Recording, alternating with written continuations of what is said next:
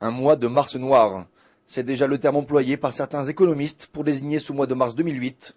Les 3 derniers mois ont vu en effet s'effondrer le taux du dollar, ce qui laisse présager pour certains une crise économique mondiale, voire même un crash boursier pour les plus pessimistes. En Israël, si les vacanciers se réjouissent de la baisse des billets d'avion, des pans entiers de l'économie israélienne en payent cependant le prix fort. Que nous réserve l'avenir? Comment agir? Une question à laquelle InfoLive TV a essayé de répondre en se rendant au cœur même des transactions financières.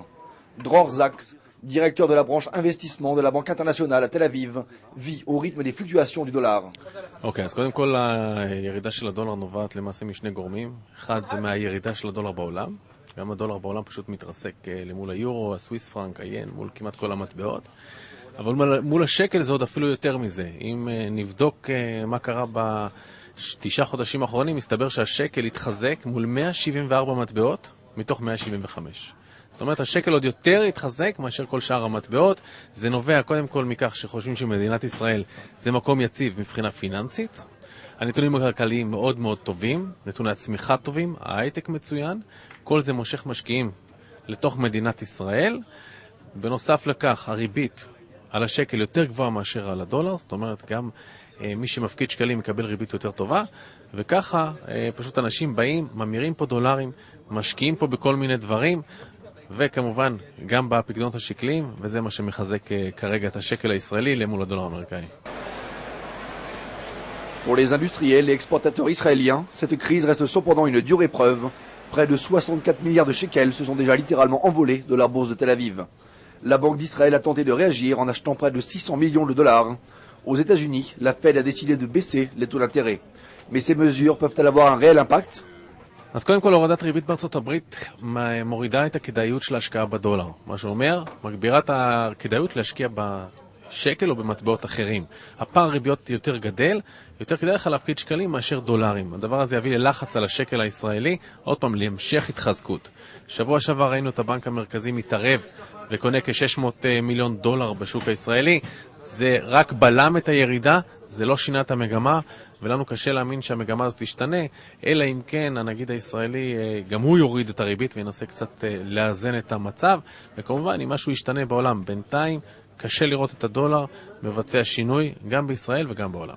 Sans changement ni remaniement drastique, c'est cependant tout le système financier qui est menacé. La perspective d'un crash boursier de grande ampleur est-elle réelle et envisageable? אבל אני חושב שאנחנו עוד לא בסוף המשבר.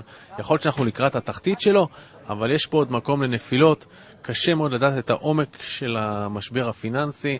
אנחנו רואים את סיטי-בנק יורד מ$57 ל$19 למניה. זה חברות ענק שפשוט נמצאות במצב מאוד מאוד קשה. קשה לדעת אם זה נגמר. שוק המניות עדיין נראה לא טוב. עדיין יש מקום כנראה למטה. קשה להאמין שאנחנו בסוף, גם בארץ, גם בעולם, עדיין.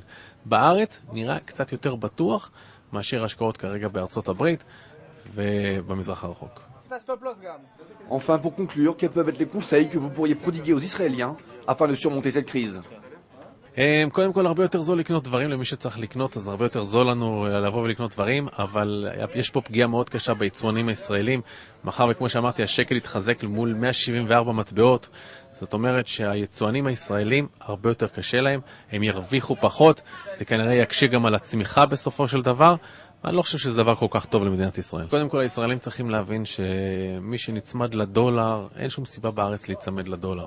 דולר זה בארצות הברית, ומי שחי במדינה שלנו צריך לשלם בשקלים, לאכול בשקלים, וזה מה שצריך לעניין אותו. אז שכירויות, ומי שלוקח שכר עבודה בדולרים וכל זה צריך להתנתק ולהבין, נגמר התקופה הזאת. ולמי שיש סבלנות וחושב באמת לטווח מאוד מאוד ארוך, אז מי שמושקע בשוק המניות וישב ויחכה, אז בעוד לא יודע כמה זמן, בסופו של דבר אנחנו יודעים שהדברים האלה מתקנים ועולים, אולי זה 2, אולי 3, אבל צריך סבלנות פשוט מאוד.